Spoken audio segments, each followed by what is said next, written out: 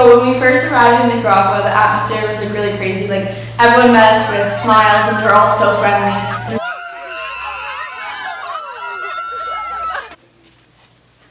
The first place that we visited when we arrived in Nicaragua was Casa Canadiense.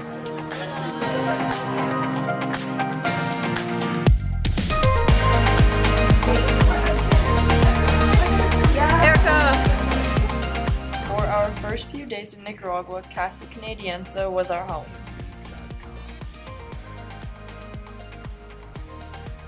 While we were all anxiously waiting to meet our families in Santa Julia, we got to see many beautiful sights in the capital city, Managua.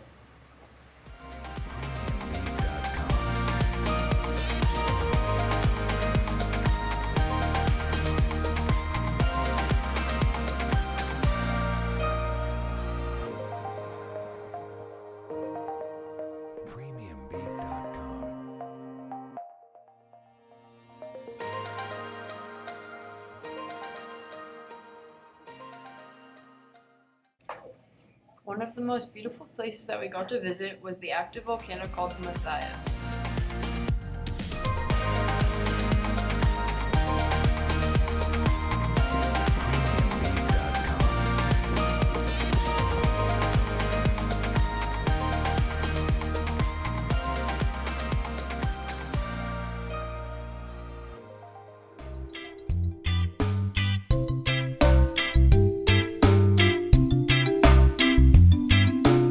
Another place that we visited was a city called Granada.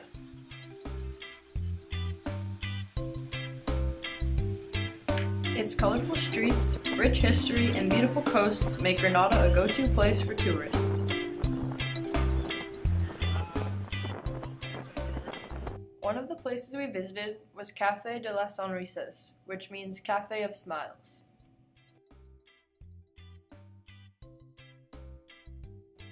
This cafe is unlike any you have ever seen before. The owner, Antonio, created the cafe to give jobs to people who are deaf and mute. Along with the cafe, Antonio also runs a hammock shop that sells beautiful handmade hammocks, purses, and so much more. Over here.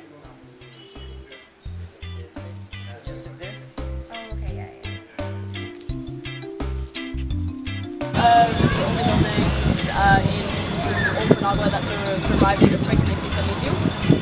However, it is then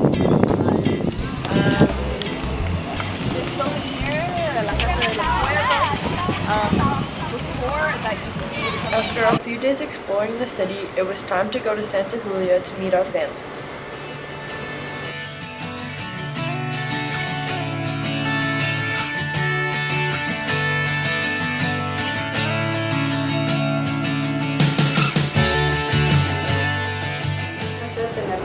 It is a pleasure to have all of you here. She hopes that you fell in love with this community and especially our Gallo Pinto rice and beans. When we arrived to Santa Julia, we were welcomed with open arms and open hearts. After that moment, we were no longer strangers, but we became a part of the community.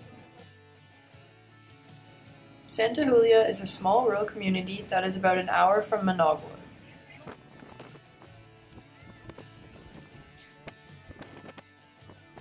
Over 10 years ago, a group of women from the community created a women's cooperative that now has 16 members.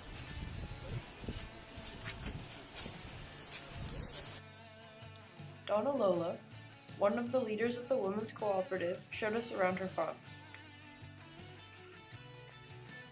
Along with other members of the community, we helped dig out trenches on Donna Lola's farm so that during the rainy seasons, the crop would be watered evenly.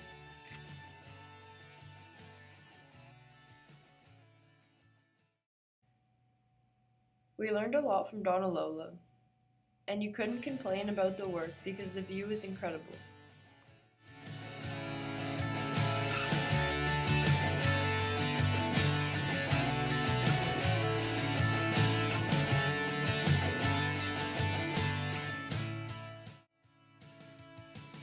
We took a full day to learn the ins and outs of the coffee production firsthand. To start, you have to pick the bean off of the tree. The next step is to sort the beans.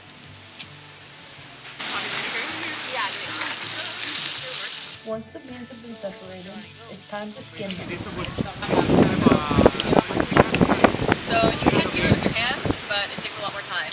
Entonces lo hacemos con la máquina. So they do it with, so coming out the other side there.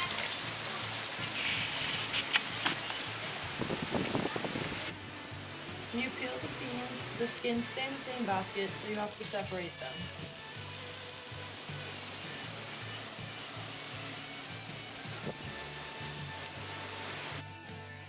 Once you have the skinned beans, it's time to roast them. Yeah, try to kind of like observe which beans are you moving. So we can move it on. While we were in Santa Julia, we had a project. With the help of many different organizations, Santa Julia has raised enough money so that they could build a well. This well is important to the whole community because they don't have running water.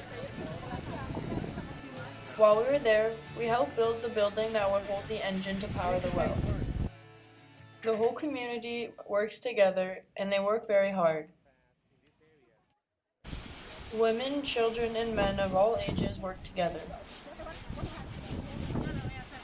It was interesting to learn the different techniques that they use to mix cement and to lay bricks. Although our help probably slowed down the process, it was great to learn from the people there, and they were so willing to help. 3 days of working and learning with the people in the community, our final day there had come. None of us were ready to go home, but we knew that it was coming sooner than later. We spent the evening having a fiesta.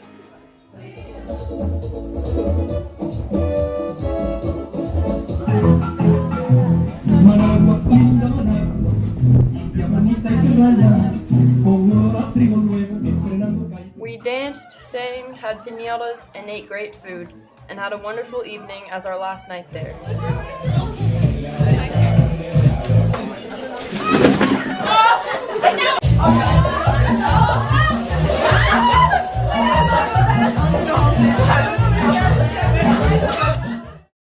The funny thing about perspective is that we all have it, yet none of us do.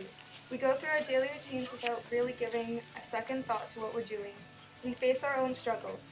And although our weekly NSAP meetings definitely prepared me for some things, my change in how I view the world was something I was not ready for. Even as we stepped off the plane in Managua, I had no idea what kind of bonds I would make with the people of Santa Julia, or what their stories would be. Before we went on this trip, I wasted a lot of water. However, after realizing that I could take a shower there with just 1 bucket of water, as they do, my perspective on how much I actually need has changed a lot. Even for little things like washing dishes, I am more conscious now of the quantity of water that is needed than I have ever been. In Nicaragua, compared to Canada, their living conditions are completely different, and it has opened my eyes to what ecologists have been telling us for years. And that is, just because we don't see results at home, doesn't mean that the results aren't there. Water is not the only thing I see differently. The houses, the medical systems, the school system, it's also different in Nicaragua than it is here in Canada. My kitchen here is the same size as an entire house there. The clinics are more sanitary here, and the school is something that most kids complete, whereas in Nicaragua, most kids stop going because they need to help at home or they need to work. We become so used to our cultural norm that we often forget that it is not the same for most countries.